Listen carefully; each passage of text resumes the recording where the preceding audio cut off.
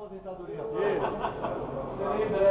Apesar de ser um dia, por um lado, triste, emocionado com o carro,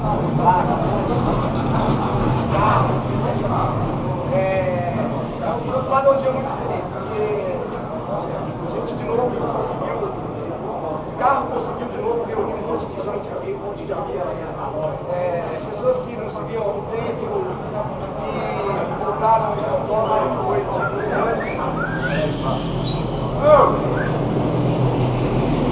Então eu tô triste por um lado, claro, porque o carro não vai correr mais, é uma decisão que eu tomei, não vai voltar atrás, porque na verdade ele deixou de fazer parte dessa luta.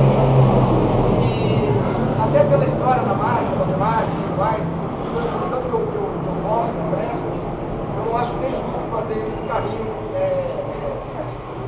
sofrer o que sofre, né? Porque ele não traz resultado, ele não é competitivo, ele é um carro que tem como grande, talvez único mérito, ter vocês como fãs dele. E se ele pudesse falar alguma coisa hoje, ele diria um grande obrigado para todo mundo, porque o carrinho aguentou até o fim, não era para aguentar hoje, primeira corrida desse motor, tudo, conhecendo o histórico do carro, hoje era um dia para quebrar. Mas eu tinha certeza que isso não ia acontecer e o carro aguentou até o fim, eu acho que em homenagem a vocês. Foi muito emocionante passar ali na arquibancada com todo mundo. Consegui fazer uma ultrapassagem na frente de vocês.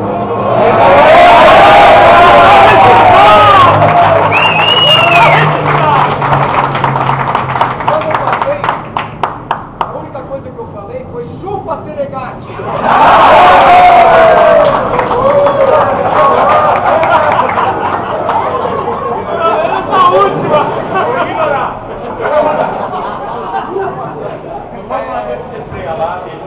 Essa história, que é uma pequena história para vocês, que tem 2 anos,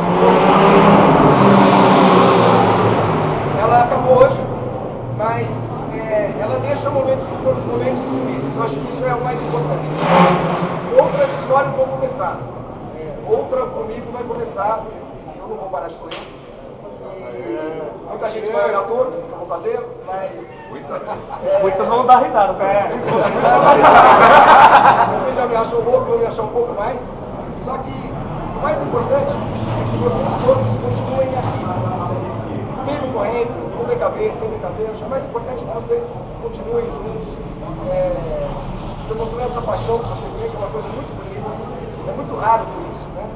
Então eu também tenho que agradecer muito a vocês, porque esses últimos anos, desde que o 96 nasceu, foram anos muito especiais na minha vida. Obrigado por tudo.